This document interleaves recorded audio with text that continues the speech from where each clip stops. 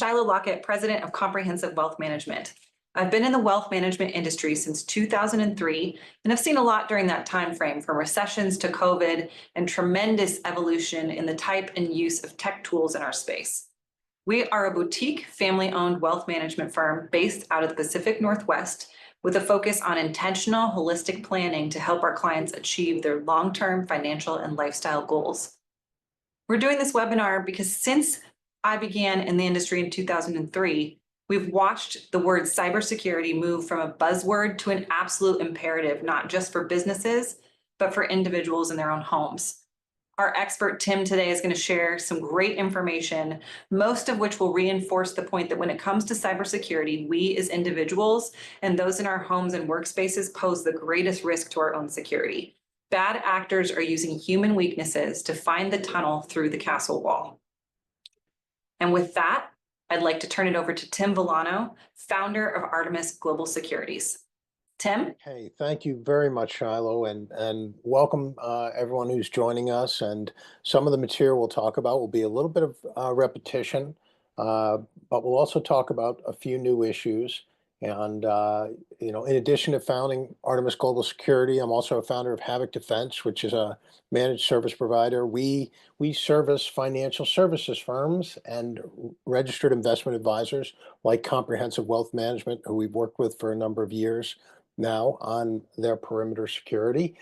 And so thank you very much for having us. I also want to say before I start that we see so much breach and so much unauthorized access, both to financial services firms and their clients. And I'm really happy that we're doing this. So I hope that some of the things that we talk about you'll find helpful and that you can bring to your family as well. So I'm ready to move ahead, Shiloh. Okay, so we'll start out by just talking a little bit about the federal government and what they're recommending, because in addition to protecting critical infrastructure providers and financial services firms, they've begun to make recommendations to individuals and families. And that tells you something about the state of things, which isn't very good. So they're on red alert. We'll talk about that a bit. We'll talk about common scams and things that haven't changed, scams that we see over and over again and that you will see. And there's a reason we see them over again and they're repeated, and that's because they're successful. So we'll talk a little bit about how to protect yourself, how to protect your email accounts, how to protect your social media sites. And I said that deep fakes are on the way. And what that really means is that artificial intelligence is getting more sophisticated, and synthetic voice, video, and audio are getting more sophisticated as tools to try and defraud people. So we'll talk a little bit about that and how you can protect yourself a bit there. And Shiloh will mention a few of the safeguards in place with Comprehensive. And we'll also talk about things you can do to get support and get help, even if you're an individual user, get help for your family as well. CISA, the Cybersecurity Infrastructure Security Agency, and the Department of Homeland Security have had the Shields Up initiative in place since Russia invaded the Ukraine. And from that time, we've seen an uptick in state-sponsored activity, attacks from foreign governments. And interesting here, in the last few years, they've taken the initiative and said, let's provide some guidance for families. And so I do really like this. They're providing basic guidance. We'll talk about some of these things more in depth, but they're talking about making sure that you put multi-factor authentication or two-factor authentication in place on any apps. And again, we'll talk about social media, we'll talk about email, but any apps that you can put it in place, it's a significant protection, and you should. Making sure that you're updating your computers and your devices. You're taking time and you're skeptical regarding different types of fraud that you may face. And interesting here, the federal government for a couple of years has been recommending that we use a password manager. So just keep that in mind. Safer than writing down passwords all over the place or using sticky notes. And I always mention that I've forced my family to use a password manager. So I've bought a family subscription to LastPass for everyone. They don't like me very much, but I make them use it. And I think we've all grown to find it valuable and a safe way to share information among ourselves as well. So the first scam I want to mention is really that these tech support scams. You are surfing the web and you have a pop-up window that says your computer's infected. Call this number. We're going to help you fix this. Or you receive a phone call, someone saying, "This is Microsoft, this is Apple. We want to help you better secure your computer." So the bottom line is no one ever is going to contact you unsolicited. Microsoft's never going to call you. Apple's not going to call you. Someone isn't going to call you out of the blue to help you make your computer more secure. So don't ever interact with someone you don't know or take an unsolicited call about computer security. And uh, the best thing to do if you see one of these pop-ups on your computer that says your computer's infected, you better call us, we're going to scan it, we'll fix it for you, is simply close that window. You can always reboot your machine. That could mean that you just surfed a compromised site or something like that, but you never want to interact with someone who is, telling you, we're going to fix something on your computer. We just need to download a file, or can you provide us a username and password? Be very wary of these things, even though it seems, sort of unsophisticated at this time. Works all the time. See it happen all the time. I've seen it work with people, so be very careful about this. We'll talk about billing scams, renewal of services, um, and there's always an element uh, of urgency to these types of scams. In other words, we've broken into your computer, we have access to everything. You need to act immediately in order to secure your data. And anytime someone's telling you to act urgently or do something, most of the time it's simply a scam to be avoided. And Tim, we have our first question. When Sure. someone's using their computer and they have it pop up and say, remember this computer, when it's a site that frequently asks for multi-factor, does that make you more vulnerable to say, yes, remember this computer? Well, it makes you more vulnerable if someone should gain access to that system, unauthorized access to that system, and you have permitted access to that site. So just think about it in that manner. If you were to step away from your computer and someone were to gain unauthorized access, and you've said, grant access to this site or to this application, uh, for 30 days, or this is now a trusted computer for this particular site or application, then the answer is yes. That can, open access. So as long as someone doesn't gain unauthorized access to your system, you're okay with saying, trust this computer or trust this site. That can be a real advantage. It can help you be more efficient, can help you get around. So that's okay, but you need to make sure that your computer security is buckled down. And that can be a factor of browser settings. In Apple, it can be a key setting. What you're telling your browser to do is remember your authentication, and also the MAC address for that computer will be recognized by that service, and simply so you can get back in. If you're comfortable and confident in the security of your system, then that's a great efficiency. If you're concerned that someone could gain unauthorized access to your system, then you simply say no to that. And you have to go through the login process each time. So it's a little more secure, takes a little more time, but you don't have to worry about someone gaining access to a service or an application if they should gain access to your system. So billing and shipping scams happening all the time. You may see an email from a FedEx, from a UPS, from a USPS saying, we're having a delivery issue, we're holding a package for you. Simply click this link, provide information, and we'll be able to give you the wonderful package that we're holding for you. So, be very aware of these billing and shipping scams. We still see them all the time, especially around the holidays. We'll talk about secure file sharing scams a bit, but we've shared it. We have an important file for you, and all you have to do is click through this access to gain it. And here's what I'll tell you.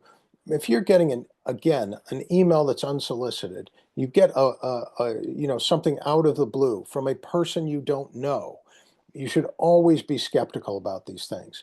If you have a FedEx account, a UPS account, and you receive a notice, that notice should also be in your account, in your web account. You can log in and check your notifications there. That's much safer than interacting with an email that you're unsure about. So we'll talk about different things you can use to protect you, but these are some of the most successful scams. We have a file for you. Log in, gain access to this file. You can proceed.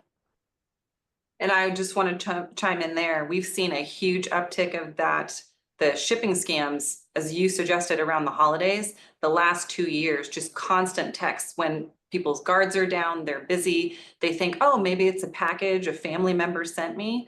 The bottom line is if you don't know what it is, don't click.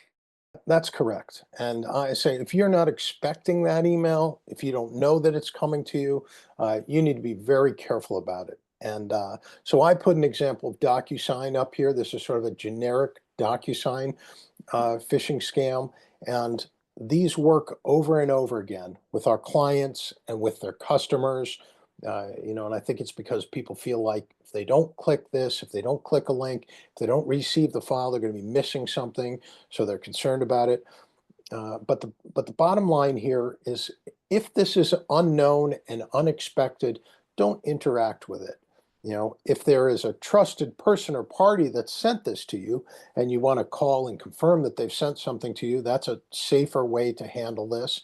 You can always look at the domains that this has been sent from. For example, a DocuSign folder is always going to come from DocuSign.net. And I think that Comprehensive uses DocuSign to We do. communicate, which is great. It's a great secure program. You guys have your own domain, so people receiving information from Comprehensive Wealth Management should know what that domain is. And unfortunately, I'll make the same recommendation. If you're concerned about the file that you're receiving, pick up the phone, make a phone call, and just confirm that that's been sent to you. That's the best thing you can do. But beware of senders that you don't know. The other thing that I will tell you though is that the highest rate of success we see with these DocuSign phishing scams is when a trusted person is breached. For example, if my email account was breached and suddenly a hacker started sending out DocuSign documents and links on my behalf, you know, so you have to be careful. Sometimes a phishing scam like this or a document-based scam can come from a trusted party. You can still say, hey, even though that's coming from Tim, this is unusual. This is unexpected. Let me give him a call and check on that. So be very careful with these scams. They're very successful. I think actually because they're so prevalent, anytime that you receive a document from DocuSign, you should hit the brakes and say, let me confirm that everything is legitimate here, even if I have to take it to the point of reaching out and contacting someone. We heard two really nasty cases last year, both where the trusted person had been breached. And it was in the middle. One of them was a major equipment purchase for a company. And the hacker had known when the person was going to be in a board meeting all day and Yeah. used that time to start sending these false documents to existing clients who were working on projects with them. And had the end user not said, something seems off about this, and Mhm. picked up the phone, it was a 5-figure purchase. It was going to be a pretty Mhm. expensive day.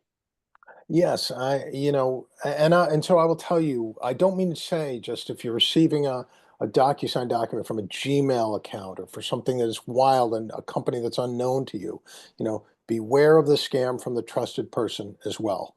So you probably know that Shiloh is never going to send you a DocuSign document asking for authentication information from you, unless you've communicated with her. And so, be careful about this. Trusted people can be breached as well, which is a good reason for caution with these types of emails. So tech scams are just so common. And I think the most common one, I do believe I have a slide here for it, but renewal of service for antivirus. Your antivirus service has expired. Please click this link, provide us information, a credit card number, etc., and we will do this, or call us and provide us information. So services that are intended to secure your computer, secure your environment, they play on that. Oh, this is actually something positive I'm doing here, even though it's a scam. So these tech related scams are very common to be watched out for. I still receive them, especially in personal email all the time. We do a good job blocking them on the business side, but this is the kind of thing that if your family has common email services like Gmail or like Yahoo, things like that, you want to have a little bit of a conversation about this. Don't ever give out payment information to someone on a service that you don't even know whether you have or not.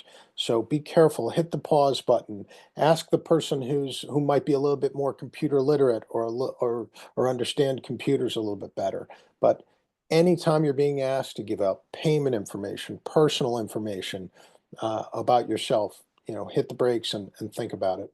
We can proceed. So here's an example of that I've used. I think I even used it last year, still coming regularly to my Gmail account.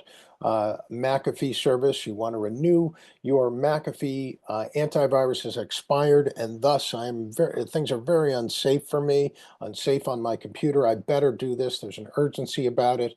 Notice that the return address is our Gmail accounts. This is unusual. There's even a McAfee Gmail account.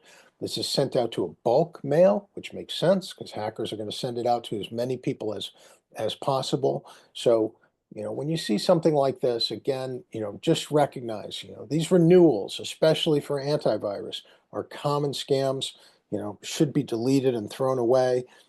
New Windows-based machines have Windows Defender turned on. Uh, Apple machines do not come with antivirus because they work on an update basis. So these kind of these are really phony scams that are unfortunately very effective. The type of things you want to talk with your family members about. We can proceed.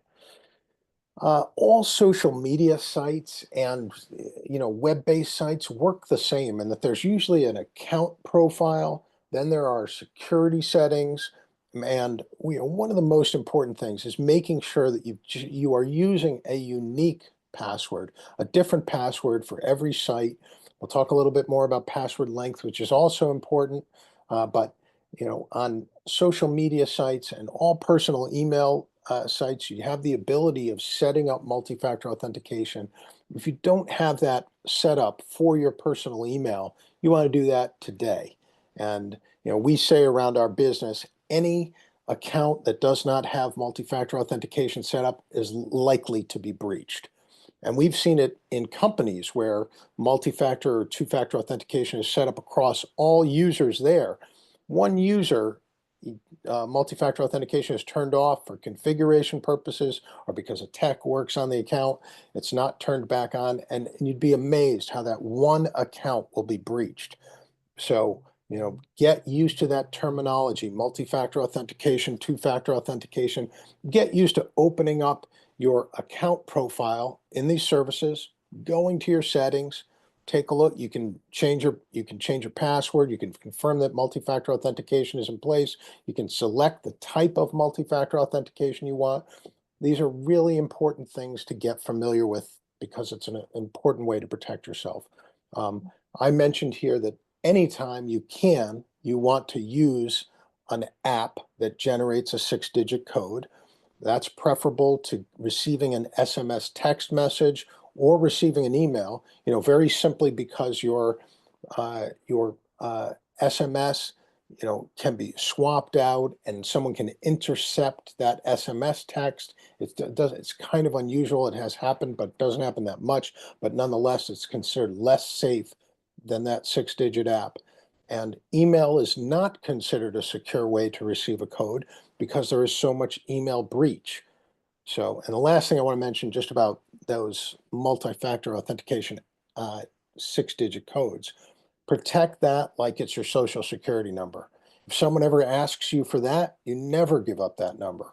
So just remember, if you have a Google Authenticator or a similar application, someone contacts you, says, "What's your username and password for this service?" And then says, "Oh, and by the way, give me the 6-digit code." Uh, Never. The answer is never to that. So talk to your family, talk to your children, take care of your parents who might not be as sophisticated as you are from a tech standpoint. Turn on multi-factor authentication with them, that and help them. Privacy settings on these applications are also very important. Turn off your geolocation on any chance that you get so that your phone and these applications aren't tracking you. You know how you always get those pop-ups? Do you want to turn on your location services? Do you want us to track and know where you are? No, thanks. You don't. Your application doesn't really need to know that. That's just sort of a browser convenience if you're searching for things. So the other thing is, from a privacy standpoint, any social media site should not be open to the general public. Post to your contacts and friends only. In other words, only people that you know, and don't accept offers to make contacts with people that you don't know. Tim, we have a good question that came through. There Mhm. are online companies that say they will clear your personal data off the internet, which may be impossible, but how effective are those services in minimizing your online footprint, especially in terms of social media? I've seen quite a few of those companies and quite a few of those offers. And before I engage with one of those companies, I think you have to do what we call on the corporate side a little bit of due diligence. Who is the company? Take a look at their privacy statement online. Take a look at their security requirements online. In other words, take a little time with any company that you're going to engage for that purpose. They are pretty good. They do a pretty good job in expunging data that's floating around out there, especially in amongst these social media sites. But before I went there, before I hired a service like that, I would undertake that process for myself. Take the trouble to delete your Facebook account and, remove and erase it. Take your, you can pull down your photographs and information from it. Take the trouble to delete your Twitter accounts or multiple Twitter accounts if you've put them in place. So, in other words, I think you want to take some of those initial steps yourself and then do a little bit of due diligence on a company like that, because we see them more and more. They're out there, and I think it might be a few people sitting in a basement, doing their best to scrape information from public services and eradicate information from the dark web, which may or may not be helpful to you and is another topic. So those companies can be effective, but I'd want to make sure that I'm working with a reputable one, with a privacy statement, with security requirements, and I would do a little due diligence before I would engage a company like that. My Gmail account. In the upper right-hand corner of my screen is my profile. That's my son. Click the link. You then can click Manage Your Settings, manage your Google account. You can go directly to your security settings. You can see that, whether or not two-step verification, that's multi-factor authentication. Sorry about all these different terms. MFA, multi-factor authentication, two-step verification, they all really are the same. You're adding a factor, and in this case, I use the Google Authenticator, but just want to let I find that people, especially if they're not, you computer people, they're very reluctant to click around their profile, their account settings, so there's no harm in familiarizing yourself with this, and it's always worth a trip around your privacy settings as well. You'd be surprised what information you might or might not be sharing, and how with a radio dial or one click you can protect yourself a little bit better. So anytime I have a cloud-based account, I'm turning on multi-factor authentication. I'm making sure I use making sure I use a unique and lengthy password, making sure that I turn on multi-factor authentication, and making sure I take a trip around. In this case, it's data and privacy settings, but your privacy settings, especially if it's a social media application and you're trying to protect yourself. Here is a Meta account. In this case, it's my Instagram account, and I just wanted to, quickly put up a slide to show you it's the same format. When you go to your profile, you will, you can go to your password and security settings, change your password, turn on 2FA. On the far right-hand side, you can see that you can select the type of multi-factor authentication, whether you're going to work with an app, which again is most secure, a text message or additional message like email are less secure. But I will say this, if you're uncomfortable working with an app or can't see yourself doing it, you are, then I would advise you that it is okay to use a text message. It's always better to have multi-factor authentication turned on, no matter what implementation it is, but the safest is always working with an app that's going to provide you a 6-digit code. And Tim, is Yes. it safe to unsubscribe? You see unsubscribe on sites, you see unsubscribe at the bottom of emails frequently. Is that a safe process to do? I would say, what has emerged, which is nice, is that in services like Gmail and Yahoo, they will also unsubscribe you from services. There's a link to allow the email provider to unsubscribe you. And that's always safer than interacting with an email. I'm glad that you asked that question because, believe it or not, naturally, there are there are scams related to unsubscribing to services. We've all subscribed to so many services. We're sick and tired of it. Now we want to unsubscribe. We click the link and we've initiated a malicious download or something like that. So you can use those links. Before you do, make sure you check the return, check the domain that the email is coming from. Obviously, it's going to be a service that you've subscribed to. And just like receiving an email that you're uncertain about, you're always better logging into that service or that application or that periodical and going through your settings there and unsubscribing in the notification section from emails, from texts, things like that. It's a real nuisance. We really want to reclaim this. And so there's an urgency about this. I'm so sick of seeing these emails that I'm going to click it no matter what. But you're always safer going to the website and unsubscribing from that form of notification directly there. Most of the time, you're going to be fine. At the very least, confirm the domain that you're receiving that email from. So, text message, just a couple of things that you've got to be aware of, and text scams are becoming more and more common. And I'm going to tell you this: I never click a link that I receive in a text message. My text is a protected area that I text with my family members, with people that I'm close with my close work associates, but I never use this for services and things like that. So I have a rule, and that is never to click a link within a text message. I don't want to see it. I don't care what anybody's promising me. You know, Here's Spectrum. As a thank you, we have a little gift for you. Let's just click this link. No, thank you. I don't want the gift. Beware of gifts. Beware of e-cards and things like this. So do yourself a favor. You're much better off just deleting this message. You can also delete and block. You have that option with the iPhone. I do quite a bit of that, but I am not concerned about missing the gift that's coming from a terrible service, even if it's legitimate. And this is the text version of the common UPS, USPS, FedEx scam. Again, we've been unable to complete the delivery of a package for you. We are holding this package for you. Click this link to reschedule.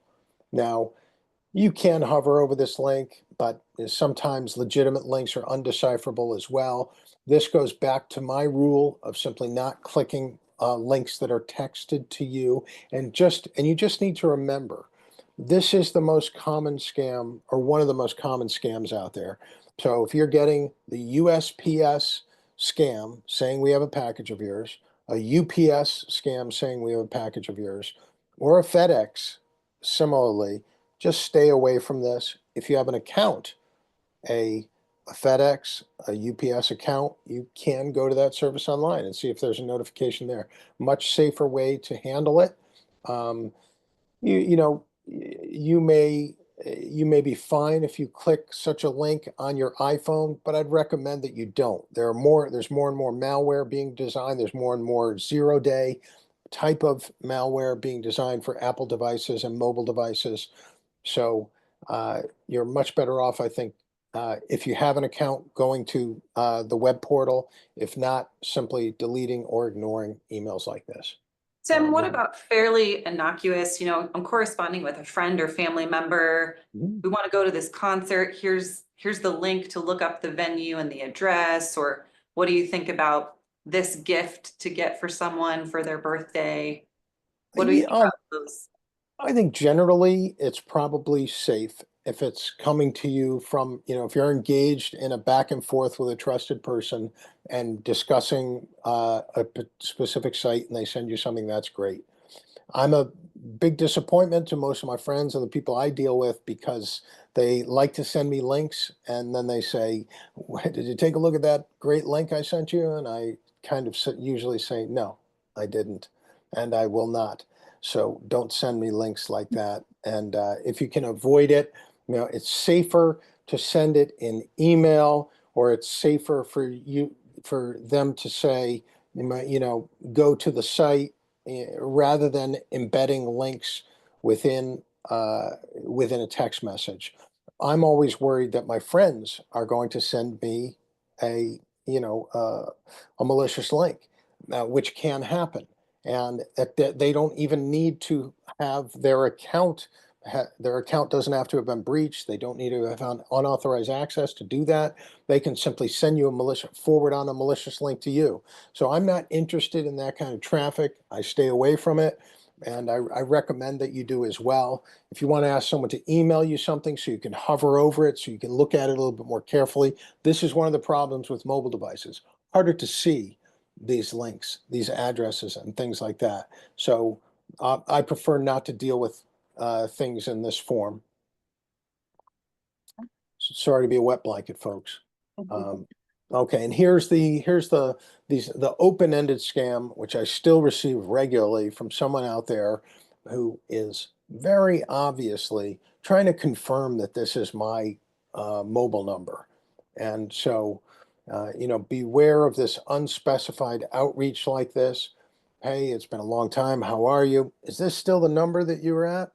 Those kind of things, is that non-specific outreach. I simply delete and block these things, even at the risk that I will miss someone. And the same thing is true in the other direction. Don't reach out in a non-specific way to people, especially if you're not in regular communication with them. Identify yourself, uh, but this is something that I'll never respond to. It's obviously this is a bit of a fish, an open-ended query like this. Someone trying to get information and likely confirm that they have your correct mobile device number. So last year we talked about the Internet of Things, and I thought we should mention it again this year because more and more of these home devices, whether it's refrigerators, whether it's vacuum cleaners, thermostats, they will ride on the wireless network in your house. And these devices, just like a computer, need to be upgraded. These divided devices, just like computer services, usually have default username and passwords. And most of these companies, for example, if you're buying a Roomba, you can go to their website and there'll be instructions with the vacuum cleaner for how to do that, how to, set up a username and password there, how to turn on multi-factor authentication, and how to change the default uh, uh, login information for the device. Now, that sounds really complicated. I just wanted a vacuum that's going to run around and clean up stuff. But, you have to remember that vacuum has an IP address. It can access other devices on your network. So, uh, so there is a security question that the device can even become vulnerable. So what I would say to you is, if you're not willing to go to that little effort to log in online and make sure that the account has multi-factor applied, change the default settings for the device, then you really shouldn't go out and buy these things. You're just creating a lot of vulnerability for your home network. The other thing that some people do, and I actually do, is I have a few of these devices. I put them on a separate, isolated wireless network that you can't see my other network. Most people aren't going to go to that trouble, and I understand that. So if you're going to use IoT devices, Internet of Thing devices, you have to be, you have to have at least enough patience to set them up properly and set up MFA on your accounts. Here's the classic example of a family that did not go to this trouble that I'm describing. They did not set up their Nest security camera, their baby camera, properly. They left the default username and login in place, and then they didn't protect their account. So thus, a hacker was able to access their account and then see their devices. And there are a lot of devices like this, not just baby monitors, but whether it's Alexa devices or whether it's other security cameras or things like that that can take images, video, listen on your network all the time, and any device like that. This is a device that's going to take images and have a listening capability in your house. And if you really want that to be the case, I mean, that might be a great convenience for you for your children. That would be fine. But if you're going to do it, make sure you're willing to log in and set these devices up properly. That's the main message here. Okay. The Department of Homeland Security has asked us to talk about voice, video, and images, synthetic artificial intelligence, and how these are being used to impersonate people and create fraud. So even trusted persons, you might receive an image from them. You could even receive a video. So just beware. Again, if someone's asking you for sensitive information, for personal information, you always want to make sure that you take steps to confirm the identity. If someone called me and said, Tim, personally, I would never send a video of myself via email to someone, but these are the kind of tricks that you can expect from people that are trying to gain information from you, and they're already happening in our business. People impersonating CEOs, people impersonating, people in the financial areas of companies. So just something to be aware of, and I think we have a few examples here for you if we proceed. Just to mention very quickly, most of the time, a synthetic image of someone, it's going to be given away somehow in the image. There'll be reflections, there'll be glare, the eyes will be strange, there'll be unnatural movements, the backgrounds will be blurred in some way. So anything about an image, whether it's halting or distorted, these are things that you should be aware of. Also, a couple of notions for checking AI, identifying text and AI. This is a big issue in schools, high schools, colleges, plagiarism. A lot of teachers are using Grammarly.com to cut and paste text in to see if it was AI generated. And just like this, just like there are services that are evolving to recognize text that may be AI based, I think we're going to see the same thing happen for images, video, and voice. In other words, you may have just like a spam filter on your email, or just like a security application that's attached to your email, something that scans an image, scans a video, and tells you, be careful, this might be AI generated, or this could be a deep fake. So that's coming down the road. Until that time, we have to unfortunately be suspicious of what's coming in. So just a few notions here. Microsoft has blogs on deepfakes. If you go to YouTube and type in deepfakes, you'll get all kinds of examples here. We could even dare to click the play button on this 20-second video, but if not, you can search for it yourself. This may or may not work, but we'll give it a try. He's suggesting it came out of nowhere. What we subsequently learned is it may have come from the former president or his legal team acting in bad faith. This is a deepfake example of what is possible with powerful computer and editing. It took around 72 hours to create this example from scratch using extremely powerful GPU. It could be improved with more computing time, but 90% of people cannot tell the difference. Pretty tough. So we can advance. And I'll tell you that as computing power gets more and more sophisticated, those deepfakes will be even harder to tell. And that's why you're looking for unnatural stuff. But some of this stuff is going to be very professional. It's going to be used for political purposes. It's going to be used to try and defraud people. So be very wary of images and video if there's anything that's suspicious about it for you. So I think it's such a good reminder too, Tim. I think we've been getting a lot of these reminders in recent years to take a breath when you read or see anything and validate it and verify it first before reacting and before sharing, because we're going to just see more and more and more of this.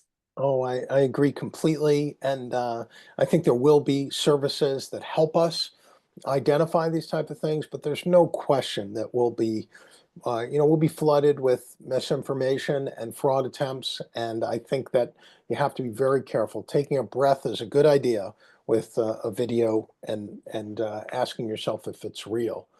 So if you need more help, I think the best thing to do is always to talk to a member of your family who's a good who knows and understands things, or a friend. If not, the Apple Store is very helpful.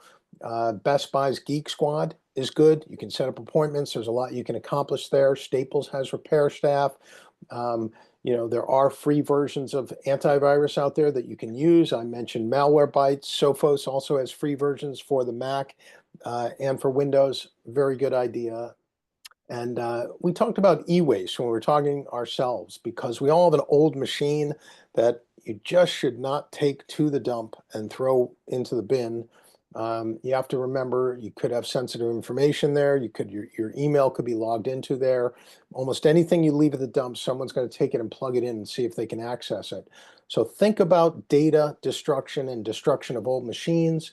Just like I said before, Best Buy and the Geek Squad, they will help with data disposal. Staples has recycling services. You can validate destruction of a system or a hard drive.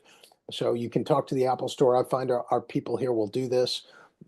You should erase your Apple devices, reset your iPhone.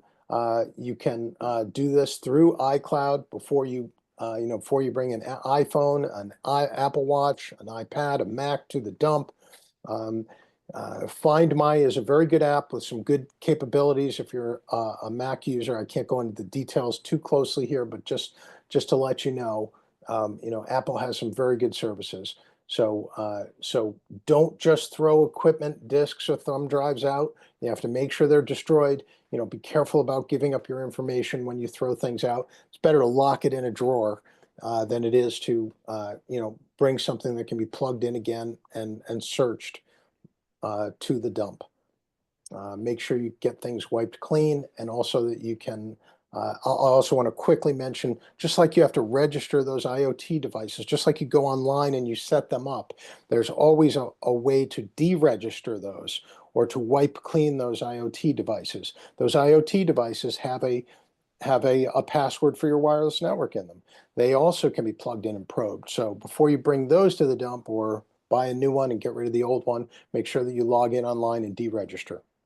Just a quick scam, and all I'm going to mention here in about a couple seconds is that here's a scam where my son actually had his iPhone stolen, a freshman in college, and he did the right thing. Anytime you have an iPhone stolen, call the provider, AT&T, Verizon, whoever your provider may be. They will lock the account. That's good. Then you can go to your iCloud and you can mark the device as lost. So that's good. Those are good steps. That locks the device and that no one can really access them.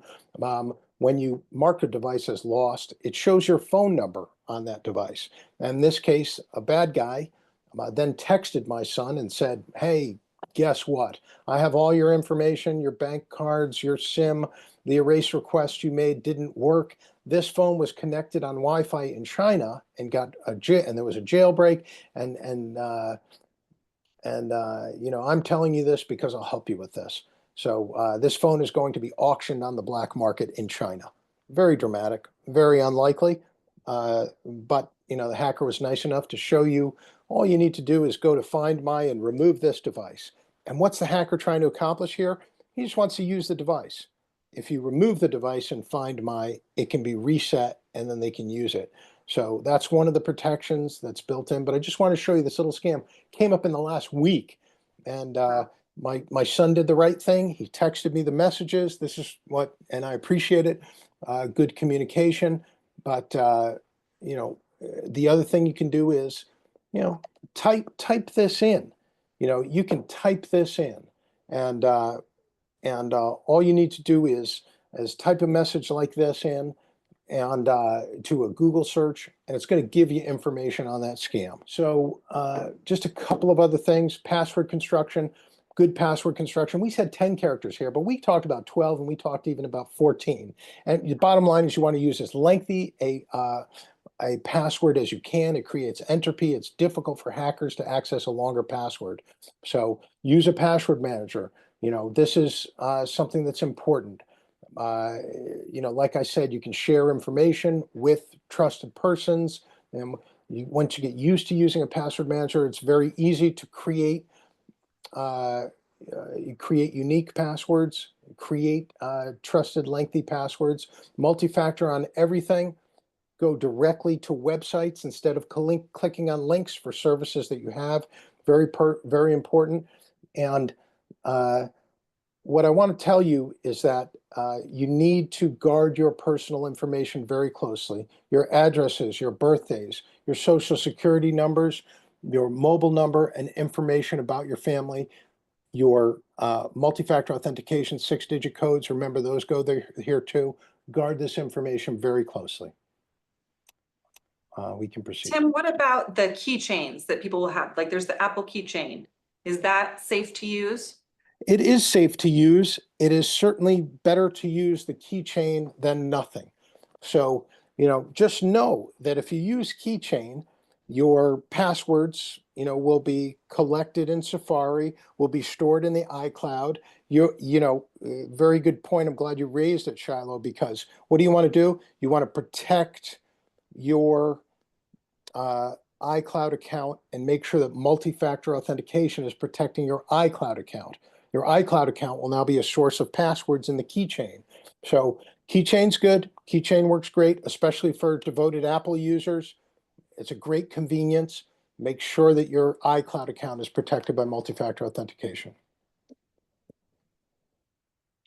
And so now I'll pass it over to Shiloh and just say thanks a lot. So you can talk about some of the safeguards in place, and I really appreciate what you guys are doing for your clients here. Thank you. And I'll be really quick because I know we still have a few questions that folks have posted to the chat here.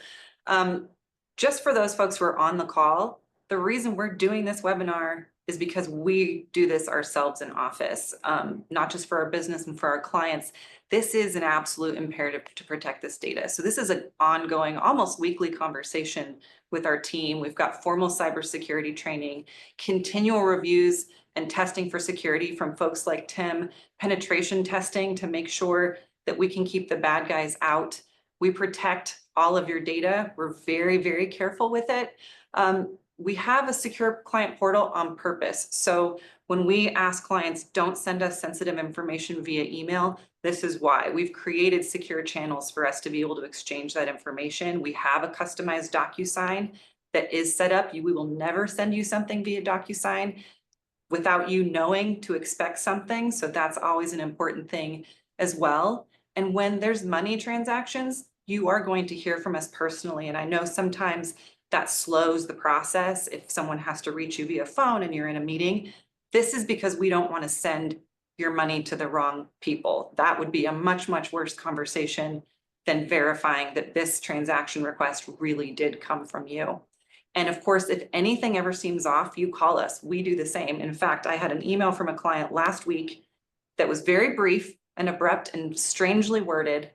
And I had a team member reach out to her and let her know that we thought she'd been hacked, and she had. So we are going to be vigilant on your behalf as a team, and just again want to arm you with some tools to keep the guys out of the castle.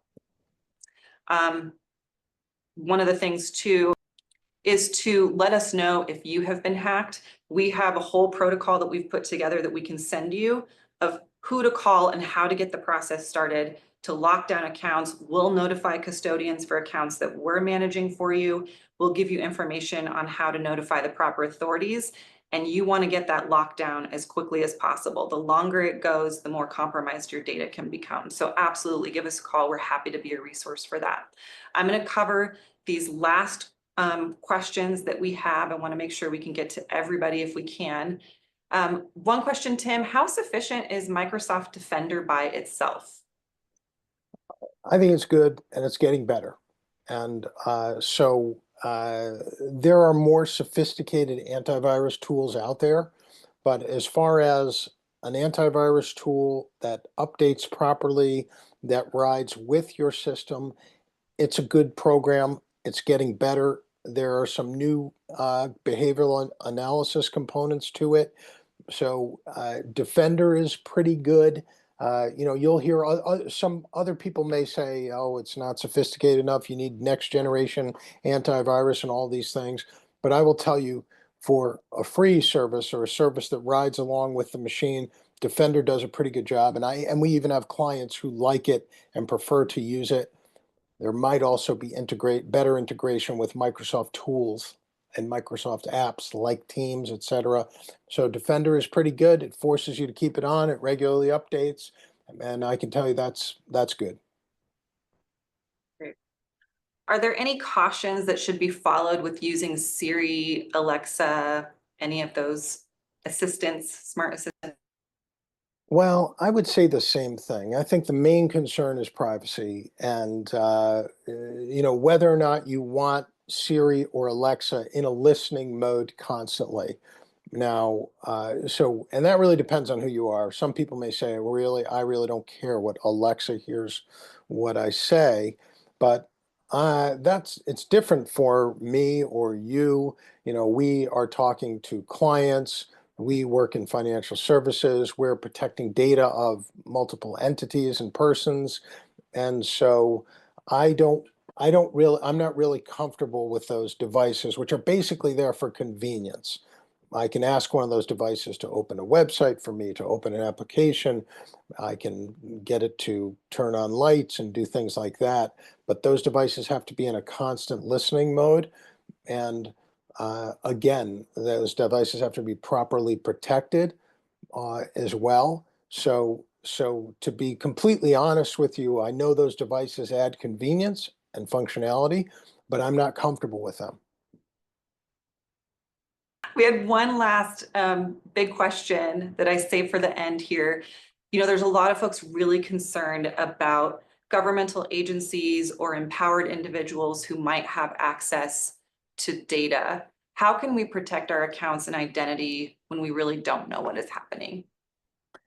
Yeah, I think it's really a great question. And as someone who's worked in my business for 20 years, and I've spent years trying to help people protect that personal identifiable information or that personal identify PII that we're talking about. I just have to be honest with you and say I'm deeply offended by that.